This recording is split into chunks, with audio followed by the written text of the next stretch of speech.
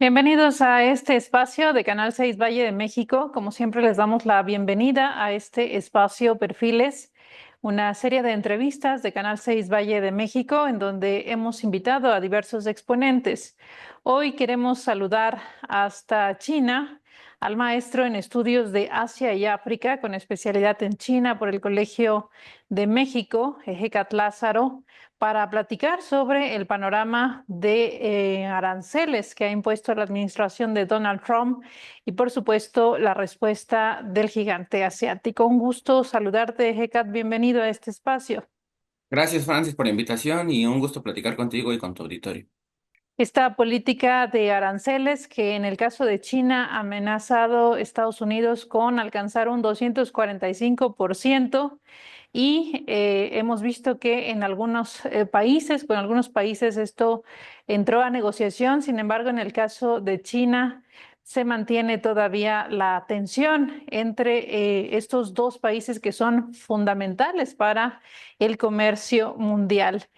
Hay toda una crítica en torno al criterio que estableció la administración de Donald Trump para establecer estos aranceles. En algún momento se habló de desequilibrios en la balanza comercial.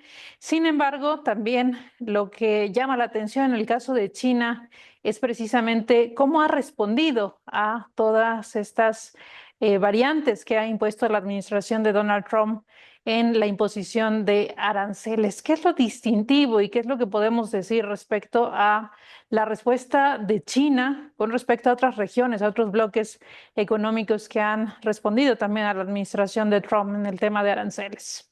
Yo destacaría dos cosas. La primera es la velocidad con la que China respondió. Eh, Hemos visto que otras regiones, como la Unión Europea, también estaban dispuestas a responder de una manera frontal a las sanciones de Estados Unidos.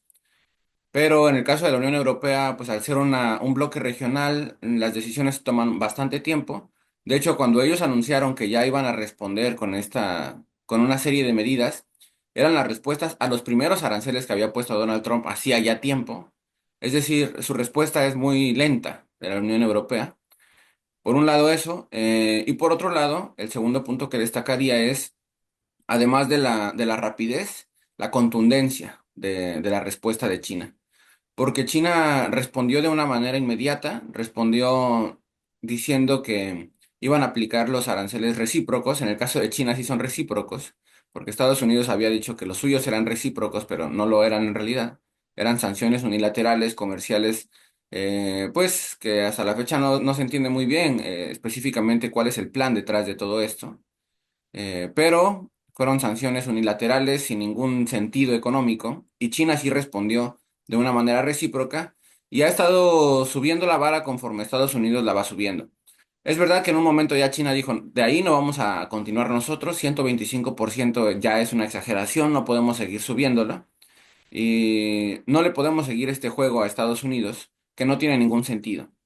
Fue también una señal de China para Estados Unidos y decirle, no vamos a continuar subiendo nosotros no vamos a continuar escalando el tono de este conflicto comercial, pero también pues abrimos la puerta para que Estados Unidos se sienta a negociar, ¿no? Yo destacaría estas dos cosas, la rapidez y por otro lado la contundencia, porque ningún otro país eh, respondió de una manera proporcional a Estados Unidos.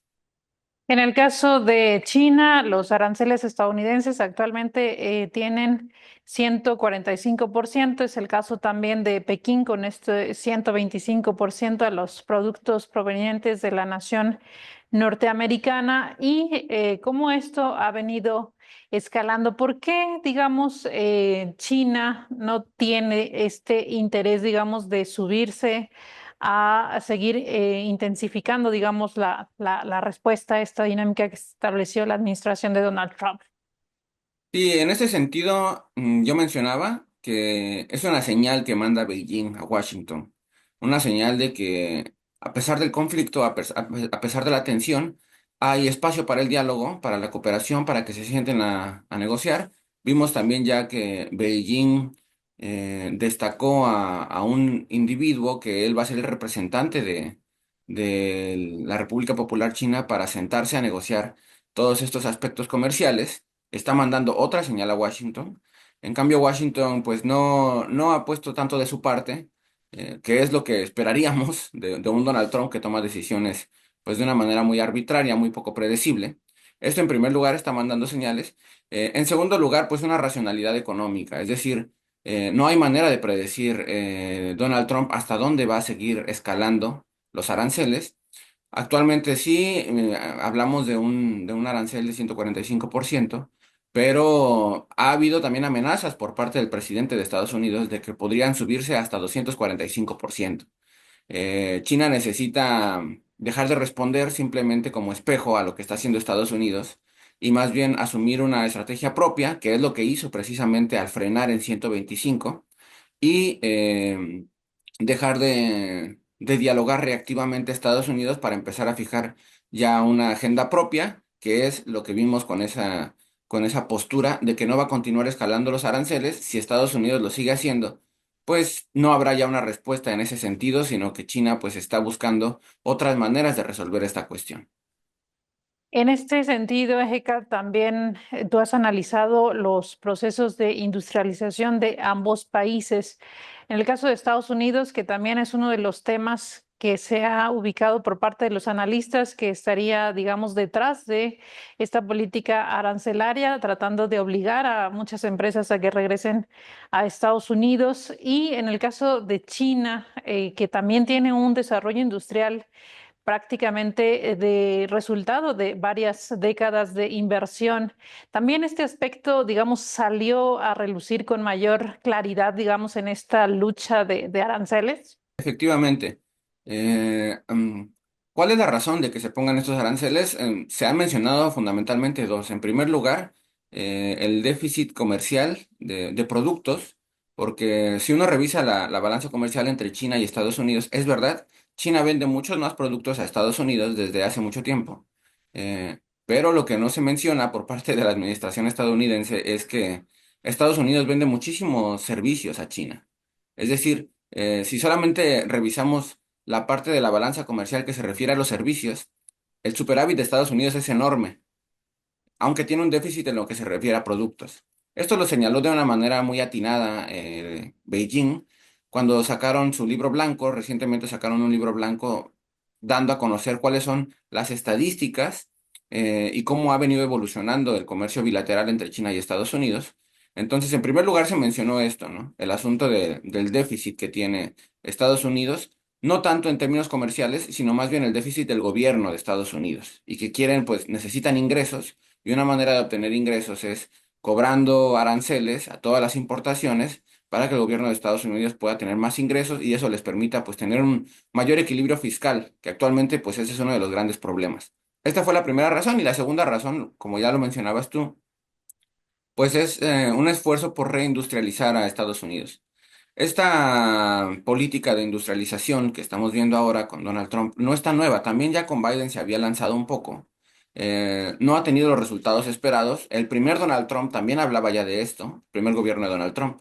Lo cual nos deja ver que no basta simplemente que haya una política de aranceles para que las empresas se salgan de un país y regresen a otro.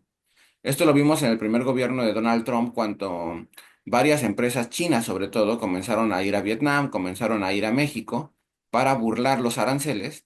Y lo estamos viendo ahora también con algunas empresas estadounidenses que necesitan de la cadena de suministros que solamente existe en China muchas veces. Los ejemplos más claros son Apple, por un lado, y por otro lado Tesla. La mayor planta de producción de vehículos Tesla se encuentra en Shanghái, la mayor planta en todo el mundo. Y en el caso de los teléfonos celulares de Apple también, donde se produce la mayoría de estos teléfonos es precisamente en China. ¿Por qué no se producen en India? ¿Por qué no se producen en Vietnam, en México, en Estados Unidos? Por dos razones. Primero, por una cuestión de precios. y por otro lado también porque es en China donde se encuentra toda la cadena de suministro y los recursos humanos que se necesitan para poder elaborar tecnología de punta como esta de la que estamos hablando ahora. Entonces veo muy difícil que se pueda dar una relocalización de estas empresas de alta tecnología que ahora se encuentran instaladas en China y vuelvan a Estados Unidos, aunque ese es el esfuerzo de parte del gobierno de Donald Trump, pero al mismo tiempo toma políticas que van en contra de esta industrialización, como cuáles, como el hecho de que haya muy poca predictibilidad en el gobierno de Washington, ¿no? Es decir, es difícil que tú como empresa tomes la decisión de abandonar China, abandonar India, abandonar Vietnam, abandonar México, abandonar otro país, te regreses a Estados Unidos cuando tienes a un presidente que el día de mañana puede tomar otra decisión que va completamente en el sentido opuesto a lo que había dicho anteriormente. Lo estamos viendo ahora con los aranceles, pero así como lo vemos con los aranceles, lo ha señalado con varias cosas. Entonces, es difícil tomar decisiones económicas tan importantes cuando es tan poco predecible quien está gobernando en la Casa Blanca. Esto también, digamos, afecta a la región de América Latina, en donde si bien hay países cercanos a la política norteamericana, también han existido otros que también, digamos, resienten, digamos, las medidas de esta política arancelaria, el tema de migración, que también se volvió una especie de punto de negociación. Digamos, ¿cuáles son los riesgos para América Latina de esta política de Trump? Más que riesgos, esta es una oportunidad para América Latina, porque ya el comercio entre Estados Unidos y América Latina en los últimos lustros, las últimas 2 décadas, por lo menos de 2000 para acá, había venido disminuyendo de una manera considerable. Y este espacio lo había venido a llenar China. En América Latina, si excluimos a México, China ya es el principal socio comercial de América Latina, excluyendo a México. Si consideramos a México, el principal socio comercial es Estados Unidos todavía, porque, bueno, la economía mexicana es la segunda más grande de la región, después de Brasil, y el 80% de nuestro comercio exterior, pues, de nuestras exportaciones van hacia Estados Unidos. Estados Unidos es el principal país del que importa México, pero China es el segundo socio comercial de México. Es decir, Estados Unidos es el primer lugar, China es el segundo. Entonces, lo que está provocando Donald Trump con esta serie de aranceles y pues, políticas abiertamente imperialistas, porque lo que quiero señalar con esto es que los gobiernos anteriores también llevaron a cabo políticas imperialistas, pero disfrazadas. El gobierno de Biden, el gobierno de Obama, el gobierno de Bush y todos los gobiernos estadounidenses que ha habido prácticamente, continuaron esta política de doctrina Monroe, de considerar que América Latina es su patio trasero, y el gobierno de Donald Trump es más descarado. En ese sentido, podemos ver cómo ha hecho amenazas abiertas en contra de Panamá, en contra de México, el encuentro que tuvo también con el presidente de Colombia, Gustavo Petro, y con diferentes procesos políticos que se llevan a cabo en la región. Entonces, es un imperialismo más descarado que le permite ver a los pueblos latinoamericanos y a los líderes latinoamericanos quién es verdaderamente quien está gobernando en la Casa Blanca, el verdadero carácter de las administraciones estadounidenses, por un lado, y por otro lado, pues como el comercio que se había venido ya potenciando con China ahora puede aumentar todavía más. Al sancionar a China, al sancionar a América Latina y al sancionar a todo el mundo, lo que provoca a Estados Unidos es que el resto del mundo fortalezca sus relaciones comerciales mutuas y que excluya a Estados Unidos. La apuesta de Donald Trump era que el mundo no puede vivir sin Estados Unidos, por lo tanto tendrán que arrodillarse, y él literalmente dijo que muchos presidentes estaban besando su trasero, y esta era su apuesta precisamente. Lo que no se esperaba es que precisamente lo que ocurre es lo contrario, que el resto del mundo comienza a fortalecer sus propias relaciones, excluye a Estados Unidos, y el resultado final va a ser completamente opuesto, un poco como ocurrió con la guerra de Ucrania, ¿no? En la guerra de Ucrania lo que planteó Estados Unidos fue, le vamos a poner sanciones económicas a Rusia, vamos a asfixiar a la economía rusa, vamos a obligar a que Rusia sea un estado paria en el escenario internacional, pensando que tenía todavía este gran tamaño de superpotencia Estados Unidos, y al final el resultado fue completamente lo opuesto, que Estados Unidos se aisló, se quedó solamente con algunos socios de Europa, del norte global, pero el resto del mundo, pues nunca apoyó la posición estadounidense y al contrario fortaleció sus relaciones con Rusia. Entonces me parece que para América Latina no hay tantos riesgos, sino que estamos viendo más oportunidades para potenciar nuestras relaciones no solo con China, sino también con otras regiones que están viviendo un momento muy interesante de desarrollo, como es India, pero también con regiones tradicionalmente importantes en la economía mundial, como es Europa. Entonces, yo creo que hay muchas posibilidades de desarrollo en términos de comercio exterior ahora en esta nueva coyuntura. En ese sentido, estamos platicando con Ejecat Lázaro, él es maestro en estudios de Asia y África con especialidad en China por el Colegio de México.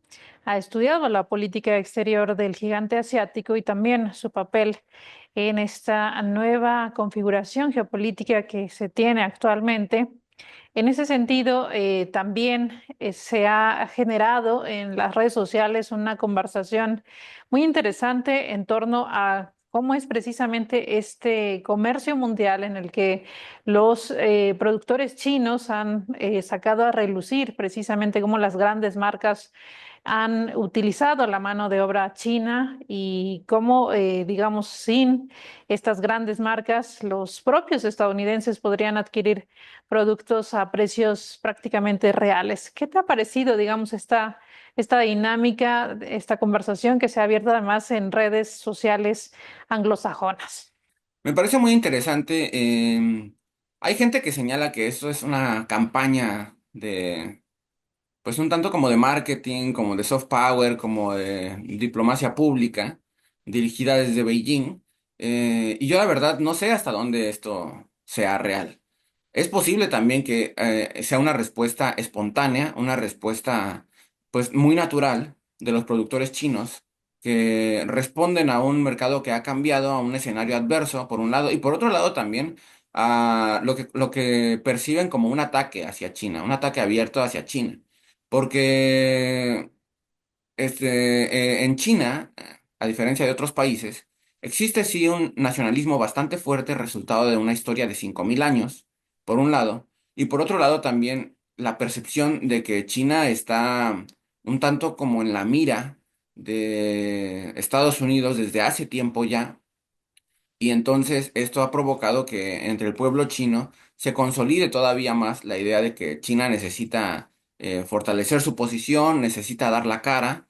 Este concepto muy, muy chino de no perder la cara ante situaciones adversas, ante situaciones que pueden comprometerte, no hay que perder la cara. Y también por eso responde tanto el gobierno de China como la sociedad de China. Es una respuesta frontal, directa a lo que estamos viendo en Estados Unidos, pero al mismo tiempo me parece que esto explora algo que no se considera muchas veces, y es que a partir de que la mayoría de la industria del mundo se movió a China, actualmente China es la principal potencia manufacturera del mundo. Más del 30% de los bienes manufacturados en todo el mundo se elaboran en China, del 35% aproximadamente, mientras que en Estados Unidos, que es la segunda potencia, este número es del 12-13%, y los siguientes países en realidad aportan muy poco. Los países como pueden ser Alemania, como pueden ser también Vietnam, por ejemplo, Francia, etcétera, esos países aportan ya una cosa de 2-3%.